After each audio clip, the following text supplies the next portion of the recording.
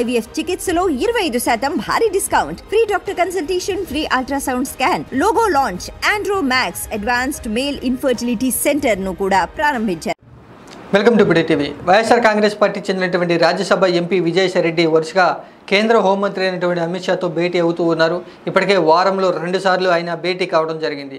నిన్నటి రోజున విజయసాయిరెడ్డి కేంద్ర హోంమంత్రి అమిత్ షాతో భేటీ అయ్యానంటూ ఆయనే స్వయంగా ట్విట్టర్ వేదికగా కొన్ని ఫోటోలు రిలీజ్ చేస్తూ కూడా రాష్ట్ర ప్రయోజనాల కోసమే ఈ భేటీ జరిగిందంటూ ఆయన ఆ భేటీ యొక్క వివరాలు అయితే వెల్లడించడం జరిగింది.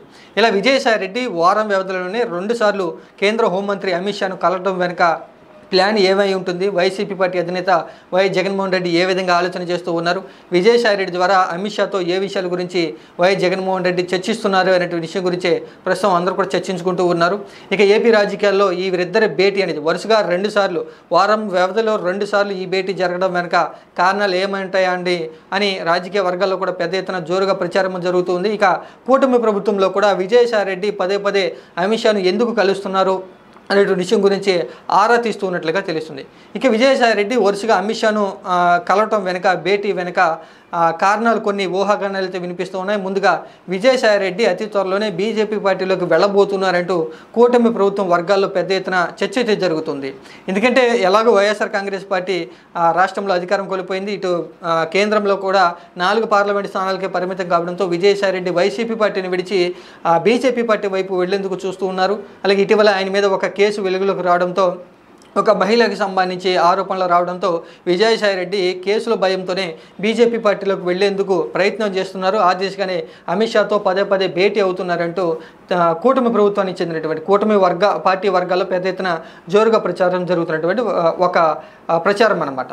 ఇంకో మరికొన్నటువంటి అంశాలు కూడా, మరికొన్ని ఊహాగానాలు కూడా తెర మీదకు అయితే వస్తూ ఉన్నాయి.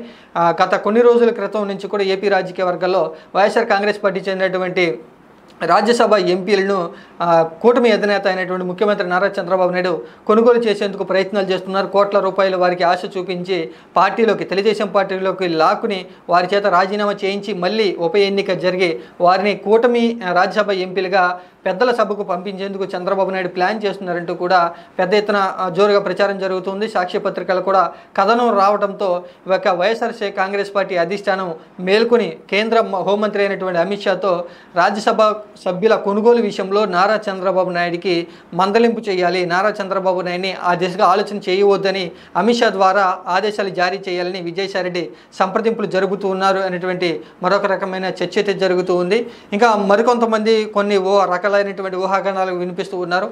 ఇటు కూటమి ప్రభుత్వం ఎలాగో వైఎస్ఆర్ కాంగ్రెస్ పార్టీ చెందినటువంటి రాజ్యసభ ఎంపీలని కొనుగోలు చేయాలని ప్రయత్నాలు చేస్తూ ఉన్నారు కాబట్టి వైసీపీ పార్టీ అధినేత వైఎస్ జగన్మోహన్ రెడ్డి ఒక అడుగు ముందుకు వేసి 4 రాజ్యసభ ఎంపీలను వైఎస్ఆర్ కాంగ్రెస్ పార్టీ నుంచి బీజేపీ పార్టీలో చేర్చేందుకు ప్రయత్నాలు చేస్తూ ఉన్నారు. విజయసాయిరెడ్డి ద్వారా అమిత్ షాతో మంత్రణాలు జరిపి వైఎస్ఆర్ కాంగ్రెస్ పార్టీ ఎంపీలను బీజేపీ పార్టీలో చేర్చి అక్కడ వైఎస్ఆర్ కాంగ్రెస్ పార్టీకి బీజేపీ పార్టీకి మధ్య బలాన్ని మరింత పెంచుకునేందుకు, గతంలో వైఎస్ఆర్ కాంగ్రెస్ పార్టీ అధికారంలో ఉన్నప్పుడు బీజేపీ పార్టీకి వైఎస్ఆర్ కాంగ్రెస్ పార్టీకి సాన్నిహిత్యం అయితే ఉండడం జరిగింది. ఇప్పుడు రాజకీయంగా 2 పార్టీలు వేరైనా కూడా వైఎస్ఆర్ కాంగ్రెస్ పార్టీ చెందినటువంటి రాజ్యసభ ఎంపీలను బీజేపీ పార్టీలకు పంపి బీజేపీ పార్టీ అండదండలు కూడా మాకు ఉన్నాయి అనేటువంటి ఒక విషయాన్ని ఏపీ రాజకీయాల్లో వైఎస్ జగన్మోహన్ రెడ్డి చాటి చెప్పేందుకే ఈ విధంగా మంతనాలు జరుగుతున్నారు. వరుసగా విజయసాయిరెడ్డి ద్వారా వైఎస్ జగన్మోహన్ రెడ్డి కేంద్ర హోంమంత్రి అయినటువంటి అమిత్ షాతో భేటీ జరుపుతున్నారు అనేటువంటి మరో రకమైనటువంటి ఊహాగానాలు కూడా వినిపిస్తున్నాయి. ఇక వైఎస్ జగన్మోహన్ రెడ్డి కూడా మరో రకమైనటువంటి ప్లాన్ వేశారంటూ మరికొంత ఊహాగానాలు అయితే వినిపిస్తూ ఉన్నాయి. ఇక్కడ కూటమి ప్రభుత్వం ఉన్నా కూడా ఏపీలో Telugu Desam, BJP party, Janasena party, ఈ 3 పార్టీలు కలిసి ఎన్డీఏ కూటమి ప్రభుత్వం పరిపాలన చేస్తూ ఉన్నా కూడా వైఎస్ఆర్ కాంగ్రెస్ పార్టీ ఎటువంటి ఆధారం లేకోకుండా ఏపీ రాజకీయాల్లో ప్రతిపక్షం కూడా లేకోకుండా ఉన్నటువంటి నేపథ్యంలో ఇటు కేంద్రంలో అధికారంలో ఉన్నటువంటి బీజేపీ పార్టీతో వరుసగా భేటీలు జరుపుతూ మాకు బీజేపీ పార్టీ అండ కూడా ఉంది అనేటువంటి ఒక ఇంప్రెషన్ అనేది తెలుగుదేశం పార్టీకి కలిగించాలి, లేదా తెలుగుదేశం పార్టీకి ఒక వారిని భయాందోళన పరిస్థితిలోకి తొయ్యాలి అనేటువంటి ఉద్దేశంతో వైఎస్ జగన్మోహన్ రెడ్డి విజయసాయిరెడ్డి ద్వారా ఏదో ఒక కారణం చెప్పి అమిత్ షా ద్వారా చర్చలు జరిపించి ఆ ఫోటోలను బయటికి రిలీజ్ చేసి మాకు బీజేపీ పార్టీ అధిష్టానంతో కూడా సాన్నిహిత్యం ఉంది అనేటువంటి ఈ విషయాన్ని కూడా వైఎస్ జగన్మోహన్ రెడ్డి తెలుగుదేశం పార్టీకి, బీజేపీ పార్టీ, జనసేన పార్టీలకి చెప్పాలి అనేటువంటి ఉద్దేశంలోనే ఈ విధంగా మంత్రాలు జరుపుతున్నారు వరుసగా అనేటువంటి మరో రకమైనటువంటి ఊహాగానాలు కూడా వినిపిస్తూ ఉన్నాయి.